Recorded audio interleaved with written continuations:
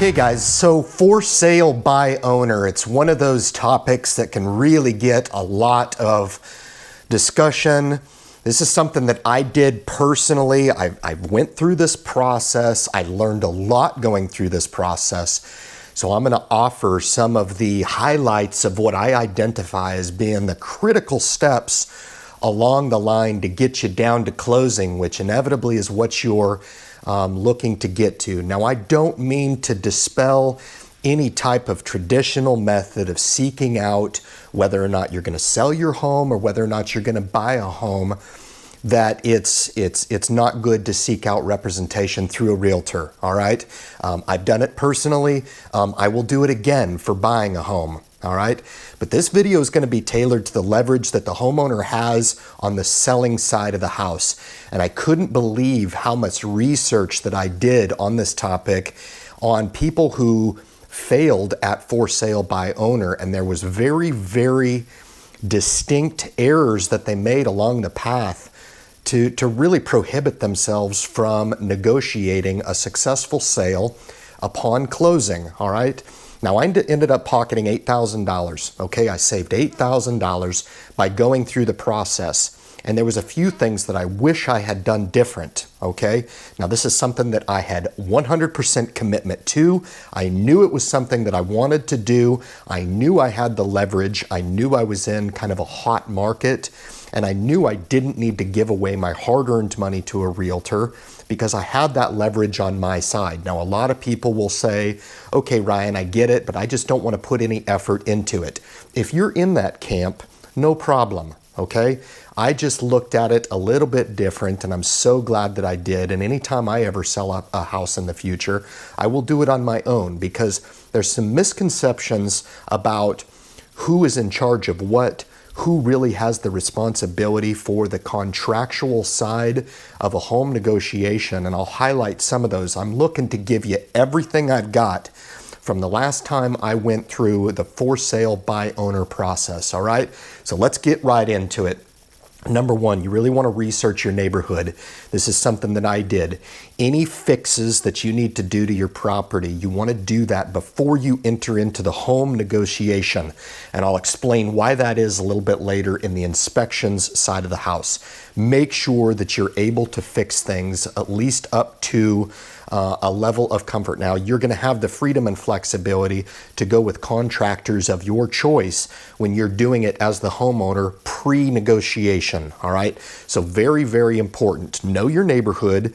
You can pull all of this data. I used Zillow to pull my data from to just get an idea about where your price point is going to be. And I will premise this: any realtor that is representing a client that's going to come in and want to buy your home is going to fight with you on the price, okay? That's just going to happen.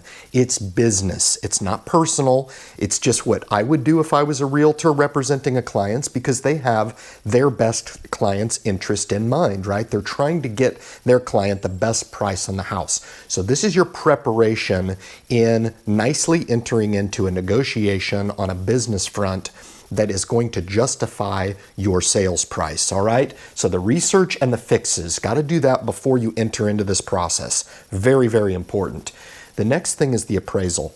You're going to want to earmark when you are going to be looking to sell the home, whether it be in the winter time or the summertime. If you are not sure, I would recommend going ahead and purchasing the appraisal for the winter and the summer, all right? And try to get that appraisal as close to your sales time frame that you've got, all right? It'll be the best few $100s that you ever charge to have a professional appraiser come in pre-negotiation stage, enter you a document with your comparables in the neighborhood. It's going to help you justify this section here that you were able to go on to Zillow and look at. Now, make sure that you understand that Zillow is just a computerized compilation of data and recent sales in a neighborhood. It is not an assessment or an appraisal of your property.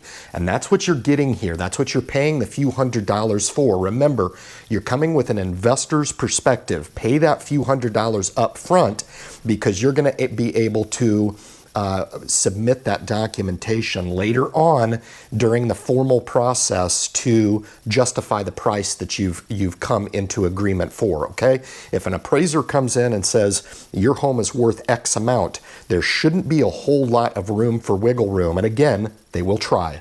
That's the job of a realtor, is to come in and try to find and nitpick every little bit about your house that they don't like or they do like, just to get and drive down the price to get a better negotiation, okay? Now that's on the seller side of the house, okay? So you're gonna wanna have that appraisal in hand before entering into negotiation, okay? Number 3 is the write-up.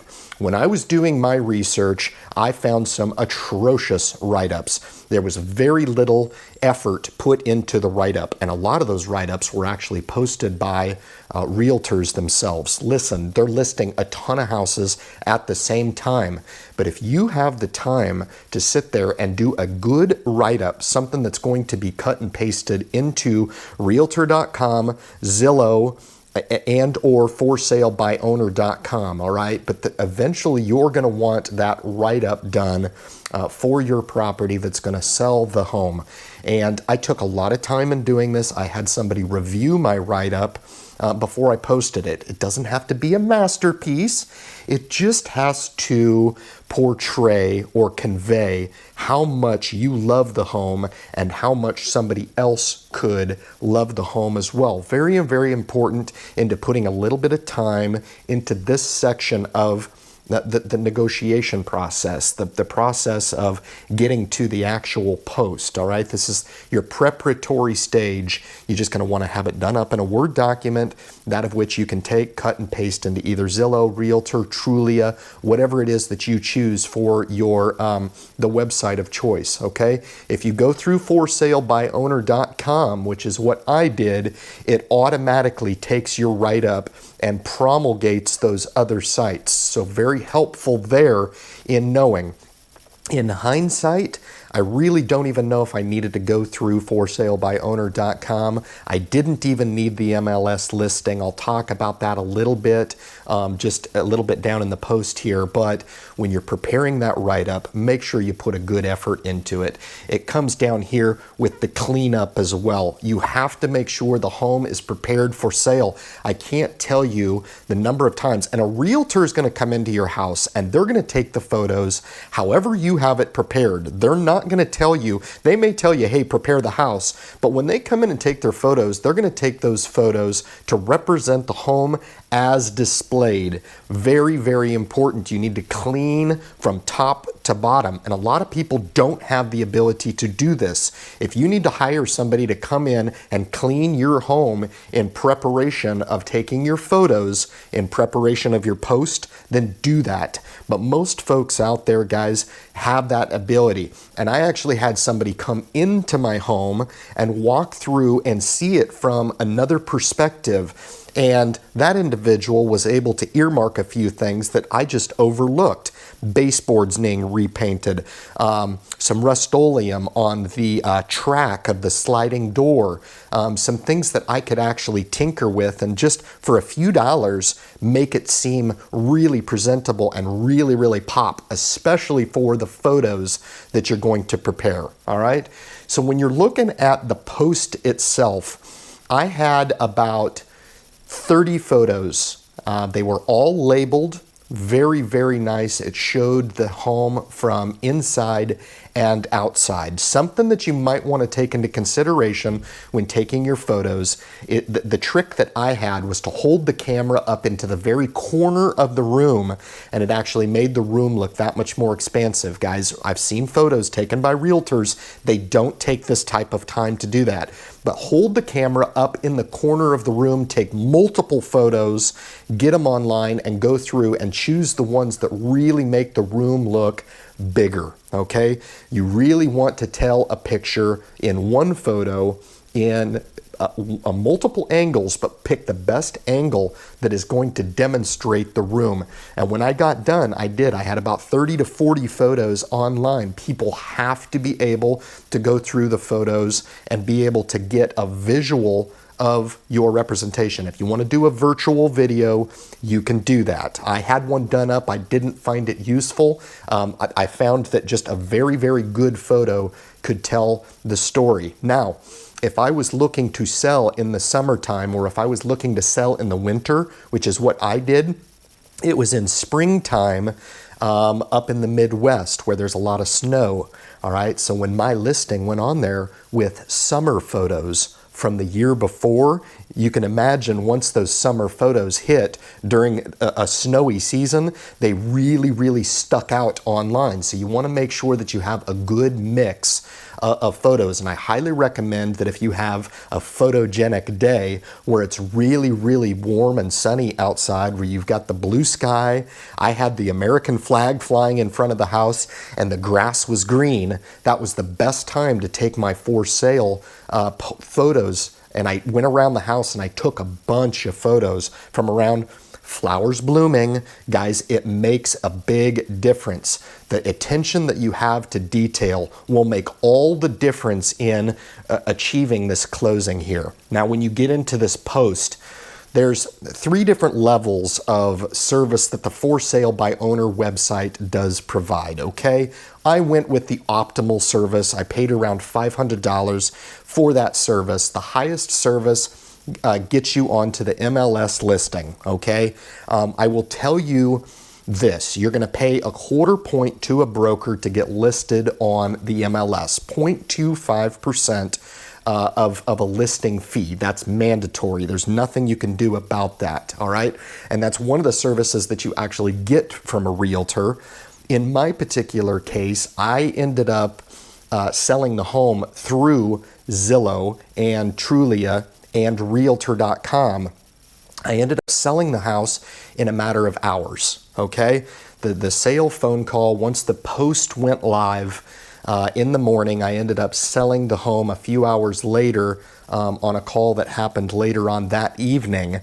And so I didn't even need to go with the MLS listing, and I was able to actually call and have it removed from the MLS, and I was actually refunded my money through the MLS. Now, with that said, most of your sales are going to come through the MLS listing, so it does benefit you to pay that little bit of extra money through that elite program, through the For Sale by Owner, to get your property on the MLS listing. It's the most efficient way. Most of the sales are generated from the MLS listing, and it's going to be available to the network of realtors out there, and they are going to know that you've got your property online. Once you hit this post, your phone is going to blow up and it's going to start smoking with phone calls. All right, let me give you a synopsis of the 300 phone calls I got once I hit submit on this post.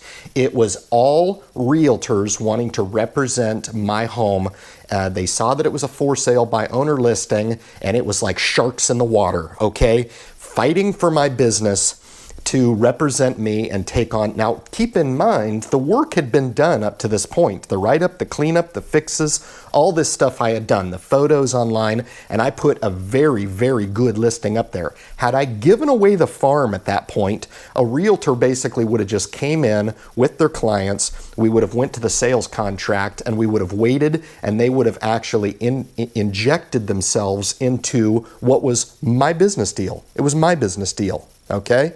But the post is very, very important. Again, I chose the ForSaleByOwner.com option.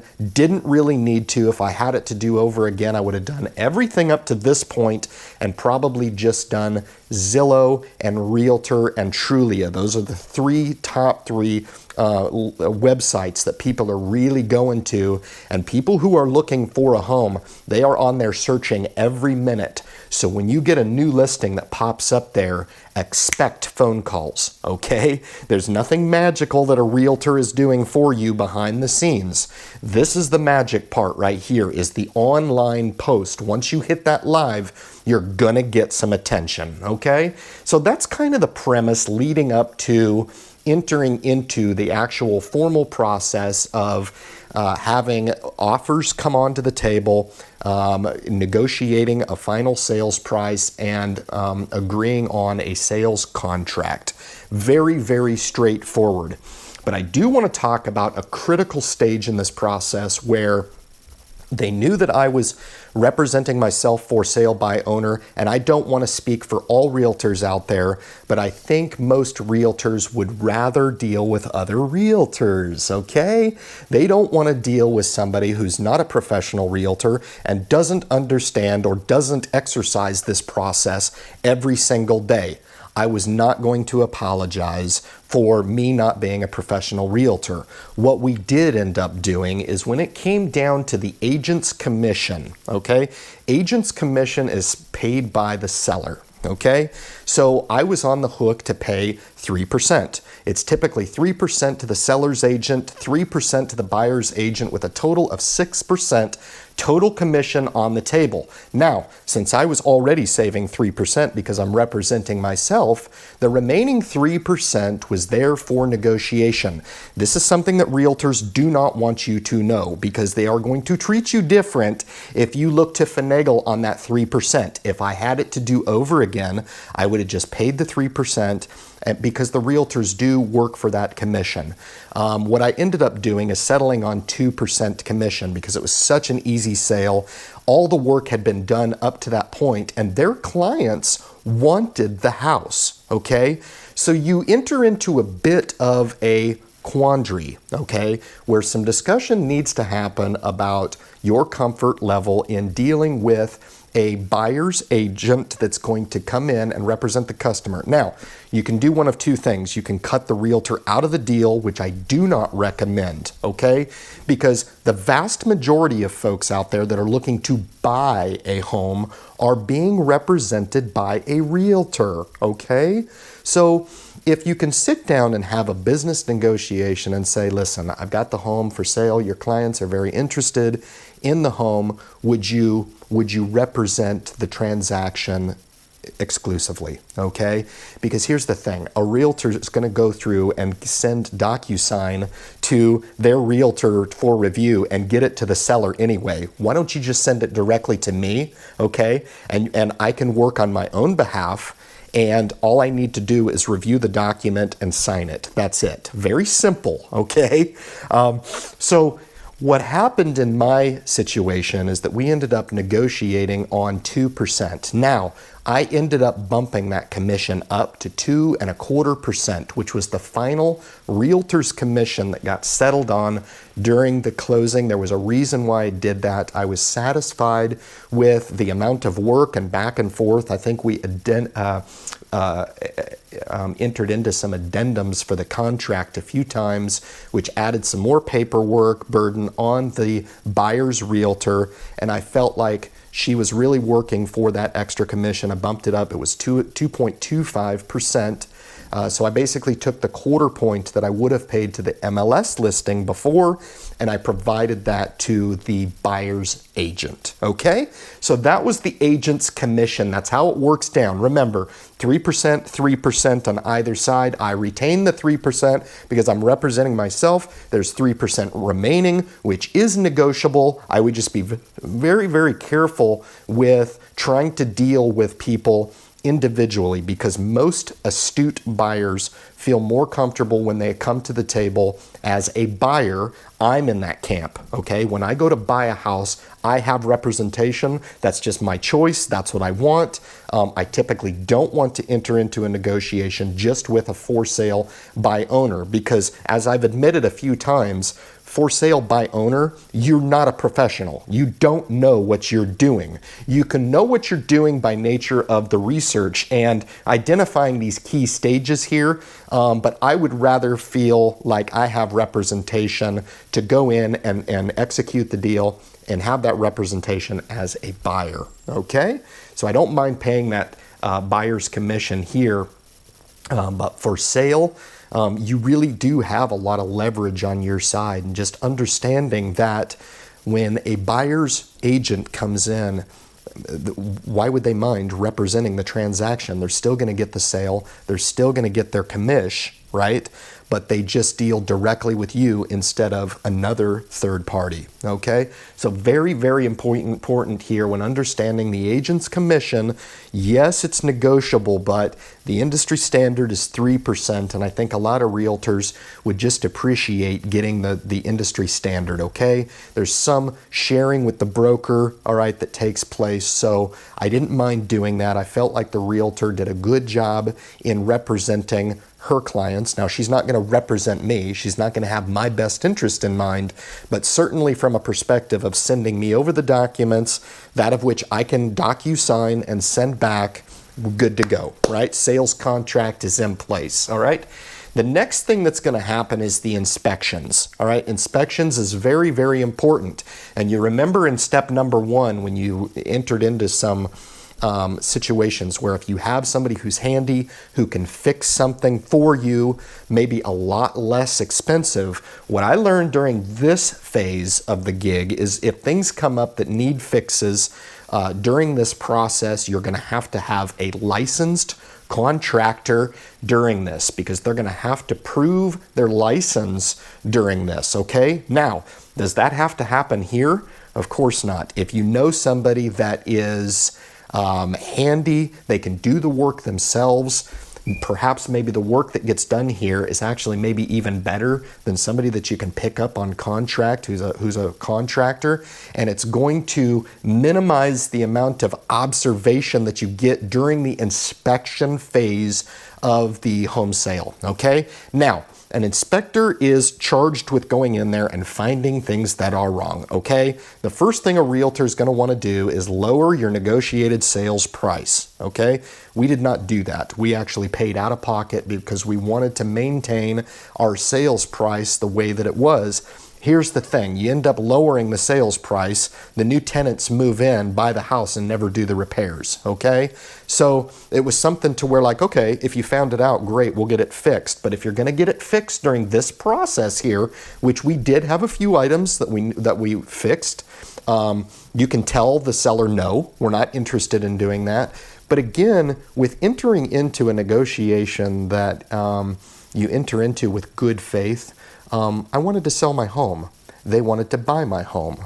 It was really that simple. So coming to a consensus or a middle ground on observations that were found during the inspections process was really, really important to us, and that's exactly what we did. We didn't want to see any stall to the negotiation based on an observed fix that needed to occur on the house, right? Now, step number 8 is where the bank, the financing company, or the bank that is offering the financing to the buyer is going to send in an appraisal, okay? Now remember back in this stage where I said that your phone is going to smoke with 300 phone calls, all right? What they're going to do is they're going to call you and tell you that your sales price is too low. It's too low. I can sell your home for $20,000, $30,000 more than you're asking, okay? It's bait, all right? Don't fall for that trick. Because here's the thing, if they get you on the hook and they say, wow, my goodness, you can sell my home for 20 or 30,000 more than I'm offering, and you enter into a contract with a realtor here to represent this transaction, they've got you. And they know that they've got you because they're going to get you to this point right here where the finance appraiser is going to come in and they're going to assess real value, okay? It doesn't matter what the realtor promises you during these initial. They're trying to sell you and take over that sales opportunity for themselves, okay? What's going to happen is they're going to get to this stage right here of the financing, and the financer is going to come in and say, it's not worth that, it's worth this. Okay, then you're stuck in a bit of a negotiation to where either you need to come down or the buyer has to be willing to pay over what the finance company says it's worth. And that is typically something that is a deal breaker if the seller comes in and says, hold on a second, the house is worth X, and you're telling me you have to pay X plus $20,000 or $30,000 to get the home.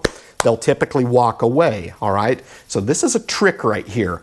What ends up happening on this financial appraisal, I'll give you guys some insight.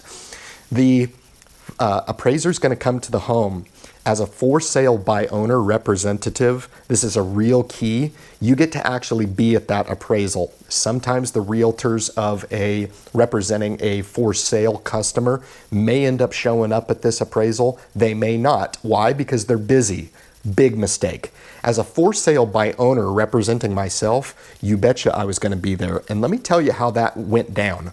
All this documentation and data that I had before, you're able to submit that for his record and review. All right, that's huge. So all the research that you've done on recent home sales in the neighborhood, it's all public information, guys. It's not secret squirrel stuff. It's not secret information. It's all disclosable. If you pull that data and you have it ready for submittal in a file, which I did, this finance appraisal has to accept that documentation. We'll review it, whether or not it makes any difference at all in the final appraisal number that gets reported back to the bank. It's neither here nor there, but the opportunity to walk around with the appraiser and say, look at this, here's the improvements that we did. This is where you, as a homeowner, have a big, big advantage over a realtor, because nobody knows your home more than you do. So you can walk through the home and you can point out the hardwood floors that were laid. You can point out the landscaping that was done. You can point out the improvements to the in-ground sprinkler system. You can point out some of the improvements to the plumbing, electrical, all the improvements, maybe in insulation, maybe in storage, maybe in shelving. The list goes on and on. This is your opportunity right here to really, really impress the finance appraiser. And at the end of this discussion right here, I was $500 off of my initial assessment back here at step 1 when I was coming to the sales price negotiation or the determination of sales price. So when we got to this financial appraiser, we were absolutely ready, and that was the number that it was declared back to the bank. Now, once that gets done, you're done. You're absolutely, it's all done. Once that gets accepted by the financer of the buyer, you're basically done. You're a winner. Congratulations. You've just executed your step here in for sale by owner. And I just want to premise this right here. The title company is the one that does up all of the contracts. They are the ones that go back and look at potential liens on the property. They have a title attorney on retainer, and this is where a lot of people misconstrue this entire process. They think for some reason that the realtor has some sort of involvement in this process right here. And I will tell you this, the title company does everything, okay? They do everything. They really do, all right? And this is where you're getting your review. This is my protection as a for sale by owner, is not only being able to choose my title company of choice, which I did. The buyers chose their title company. I chose mine. And that was all details that came out at the closing when we were looking to close this deal, all right? So the title company, the actual attorney on retainer, is the one that is going to check for back liens, making sure that there's no liens on the property, making sure that the contracts that were done up throughout this negotiation by the realtors, okay, who are usually using DocuSign. Everything is done electronically now, guys. This is the new era of dealing with this. And these are just a few points along the line that I observed as being critical. Now, there's no substitute for experience in this, but I can tell you I went from black to white on my understanding of the for sale by owner process, and I can tell you most people do fail.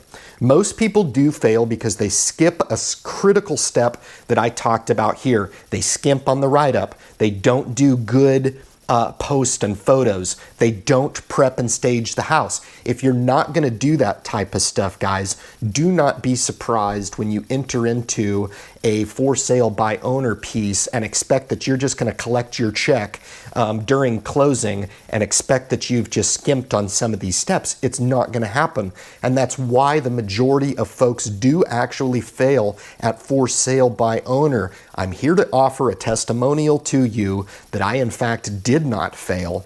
At closing, we were able to pocket a cool $8,000 that would have been paid to the realtor upon closing for working through these steps. Guys, it was the easiest $8,000 I've ever made in my entire life. I knew I had the leverage, I knew I had the market, and in this hot real estate market right now, there's a lot of folks who are going to tune into this video and really want to generate a discussion on some of these points. Now, there was really some interesting times during this process. It is business. Do not get emotional through this process. There were some things that came up during the inspection that was like, wow, I can't believe that. I didn't even see that.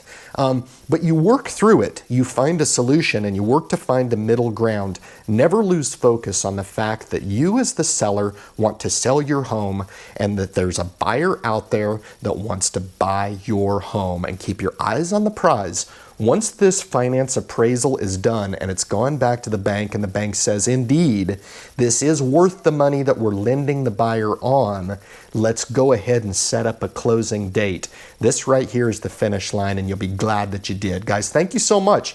Really appreciate you tuning in to For Sale by Owner. This is something that I actually did. All right, this is not something by nature of research that I just came out with a YouTube video. I actually did this. The $8,000 that I saved on the deal is real money. I was able to take and deposit that in the bank the same day. Real money. A success story on For Sale by Owner, but I will tell you, if you are attempting on doing this, do it 100%. Do not skimp on any of these steps that I've outlined here. If you do that, you're setting yourself up for so much more potential to enter into closing as a successful For Sale by Owner client. Guys, thank you so much for tuning in. If you enjoyed the message on this real estate delivery, subscribe to the channel, hit the subscribe button for me, hit the thumbs up for me. If you enjoyed this tutorial of how to sell your house by yourself, leave your comments at the bottom. I'll be striking up and offering some answers back to those questions for you guys who are interested in entering into this process. Do not fear the process. Trust the process, but don't skimp on the process either. You'll be so glad that you did. Guys, again, leave your comments at the bottom. Thanks for tuning into the video, and good luck, guys, in For Sale by Owner. Thank you so much for tuning in. Have a great day, guys.